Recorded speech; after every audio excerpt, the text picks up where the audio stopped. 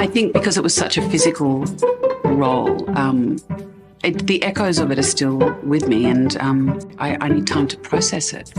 When it all comes together like that, it does stay with you, and so I don't ever want to work again. No, I think it's time to stop. You go get a damn job. Yeah. Stop attacking me. I'm sick of it. Get a job. That should be fine. That should be fine. All right. So yes, I've been applying to jobs. My cash flow is coming to an end. I need to get vision insurance really bad. And end this little fantasy that I've been so fortunate to experience.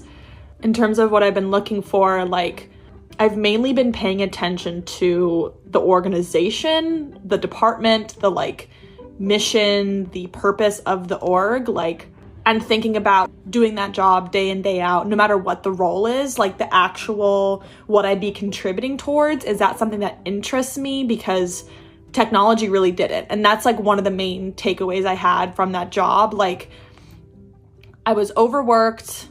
There were definitely some toxic elements I was sweeping under the rug. But day in, day out, like, I just did not want to learn about software. Like, I just had no interest in learning what a DMP is or a DAM is. Like, I actually just don't care. And I have a feeling that a lot of my coworkers didn't care either, but they cared about the money. And the way to get the money was to care about learning about these things.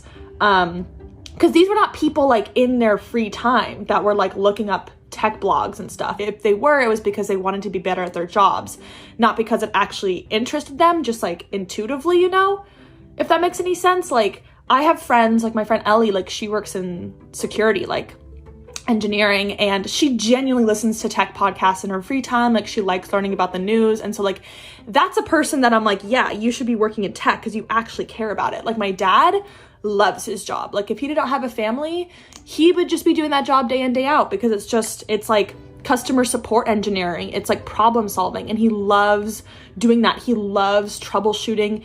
He'll do it in his free time with me. Like, when I was home for the holidays, I dropped one of my AirPods and it got lodged underneath the bathroom cabinet in this like weird slit that was like raised off the ground, so you couldn't just put your hand in. It was like too small. And he literally devised, I'll put videos, and he devised this whole system and posted it on Instagram story. And we spent like 20 minutes fishing this thing out. And like, he loves that kind of stuff. Like, he loves it, you know?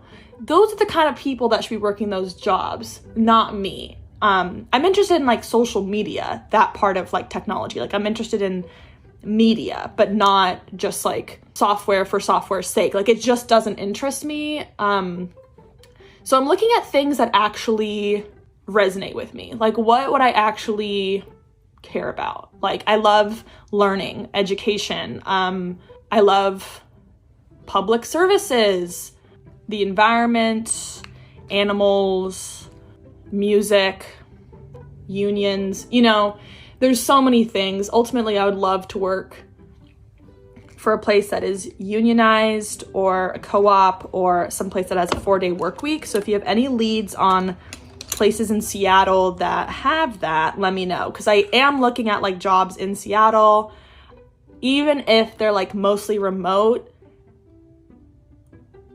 I want to have the opportunity to go in person.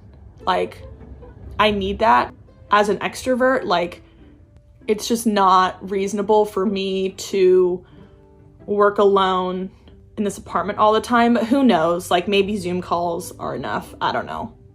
It's an experiment, but I am looking for things that are like local. I mean, I think it'd be cool to get to know more people in this area, even if they don't become my friends, just getting to know people. I love to get to know people. Something about me, I love to get to know people.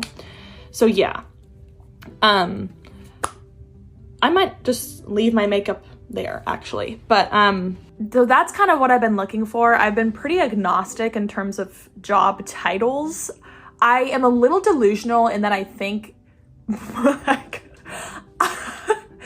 this is going to come across as God complex, and I do not intend it to. Let me explain myself when you hear this. But like, I think that most non-technical jobs I can do.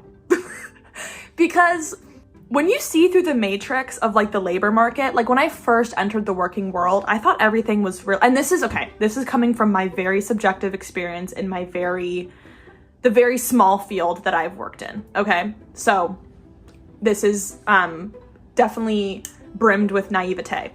When I first entered the labor market in the working world, I thought everything was really serious. I thought everyone knew what they were doing. And just over time, over the years, like I'll tell you this one anecdote of this one coworker I had, we'll call him Dylan. And I just started, it was like my first 6 or 8 months. And I was trying to join the team that he was on. And he was taking us through basically how he does cold calls for sales and how he contacts all of his prospects. And he was telling us, okay, I actually time myself to see how long it takes me to go through every single one of these. Because if it takes me 45 seconds to go through, then I know that I can do 90 prospects in 37 minutes or whatever the math ends up being. It'd be cool if I actually got that math right. But that'd be savant level. It would just add to the God complex. But he was like, yeah, so if I can get down to 35 seconds instead of 45 seconds, then I can max out my efficiency by another 900 seconds. So that saves me 15 minutes or whatever it is. And I was like, oh my God, yeah, like writing this down, like this is so smart. I'm going to do a stopwatch. I'm going to really optimize all that shit. He got fired months later. And I'm not going to make a joke out of that. I think getting fired is bullshit. Just that one instance, I was like, okay, that was someone I took so seriously and thought he was the peak of his job because he made it seem like he was, and actually like he was one of the lowest performing members. And again, like I'm not saying he was a bad person because of that or he was worthless at all. He's doing fine now. That job was not right for him, but the facade started to strip away pretty quickly when I got to know senior level people, where I was just like, okay, so you guys are actually I would be on calls with some salespeople like in my entry-level days, and they would just be throwing around buzzwords and terms. And I'm like, I know that you don't know what that means. And then I'll talk to my friend Ellie, who works with salespeople sometimes when they're trying to pitch customers, and she's like the technical support. And she's like, yeah, those guys don't know at all what they're talking about. And this is specific to sales, but like, I think in general, especially in tech, people see these like 23-year-olds that become, you know, the creator of Facebook or whatever and think that they're like gods. But I'm like, no, these people are truly bumbling idiots. And that's what I do appreciate about satires like Veep, satires like Succession. It's like the people at the top are not at the top because they're better than you. They're at the top just because either they are failing up, they're better at bullshitting, they were born into royalty, something like that, you know? So truly, I believe that I can learn most of these jobs. Like if I needed to work in marketing or recruiting or administration or fundraising or program management, project management, like I could figure that all out. Like I have the faith in myself that if I really wanted to, I could figure that out. And so that's why I'm not paying attention too much to job titles, because I feel like between YouTube and my tech job, I've worn enough hats and done like little parts of other jobs that I could figure it out. And again, maybe that's sounding cocky, maybe that's sounding narcissistic, but I genuinely believe that each of you too could do, like, if you have non-technical skills, like if you're like, I'm just like a people person, I'm good at organizing, I have pretty high executive function, like I can manage things, I'm good at like timelines, tracking things, like I enjoy creating Excel sheets, like all of that, very malleable, like transitional stuff. And I've also had managers and hiring managers tell me like, I would rather you not even have like the hard skills, but have the soft skills of just like the ability to learn and be curious and practice and whatnot. Like that is all much more important. And especially because like, you're never gonna know all of the software you need to know. Like you're never gonna know, like every company uses a different software to handle their email. Every company uses a different software to handle all of their like customer management or whatever it may be. And so like you're never going to know all those softwares, but they're similar enough you can just learn it. And they're never going to hire someone that already knows all those things, because you know, you'd have to work 10 jobs to learn all of the email marketing software, and even then you probably wouldn't. So that's my spiel on being a little bit delusional and not paying attention to titles. But I will say, like, I learned a lot from the few jobs that I applied to in the spring. I applied to a job that was actually a manager in marketing, and then I applied to a job that was in project management. So those are very different. One of them, I would have been managing 2 people, which I've never formally been a manager before. Like, I supervised 2 people in my last job before I quit, but they weren't my direct reports. I wasn't their manager. They just supported me. They were my support basically. And then project management, I've never done project management before. My mom's done it, but I just, I can learn it, it's just a bunch of frameworks. I can learn it. And I got both of those job offers. So I'm they clearly thought I could do it too. So my delusion is being confirmed. That being said, the reason I didn't take those 2 jobs is because I did start to second guess myself and ask myself, do I actually want to do those jobs? Because when I was applying to jobs in the spring, it was just a grab bag. I was just looking on Idealist and LinkedIn and Indeed and all the actual employers' websites, and I was just grabbing anything that seemed somewhat relevant. I was just applying to a host of things. If it's at all in my wheelhouse, let's just apply to it. And then I ended up going down the interview cycle with those 2 jobs, where at the end of it, when I got the offers, I was like, fuck, I never even thought I would have gotten this far. So now I actually have to grapple with, do I want this job? And it's a really confusing thing when literally the job is in front of you, the benefits are there, the salary's there. You're I could just do this. But my mom said something really, she's actually been my parents have been really supportive I think they're probably really glad that I'm job hunting now. I don't think they loved that I was working retail. They were I really hope that this is not the rest of your future. And I was so what if it is? And my mom was just you better use your degree. And I'm I already used my degree and I will continue to use my degree. And honestly, most of the stuff I learned in my business degree has flitted out of my brain already. The things I got out of my college experience are not directly tied to the actual classes I took. If anything, the occupational therapy classes I took have influenced my life more than the business classes I took. So little does she know. And honestly, I bet the classes she took in college do not really influence her work either. But she said something really helpful to me, and that was she took some time off of work when me and my sister were little, because childcare is really expensive. And she was just you know what? She wanted to switch careers, and she was let me just take a beat. And then she ended up getting into a lot of video production work, which is so funny because I'm I like video production work. So it's cute when you can see that the apple doesn't fall so far from the tree. And she ended up being I am my mother's daughter. She took the time off, and then she ended up being the Girl Scout troop leader, the county-wide cookie director for Girl Scouts. She ended up managing the sex ed program at my church. She ended up being on another church committee. She ended up doing video production for our local city council. She did video production at another media company. She worked on a short film project out in the fucking middle of nowhere.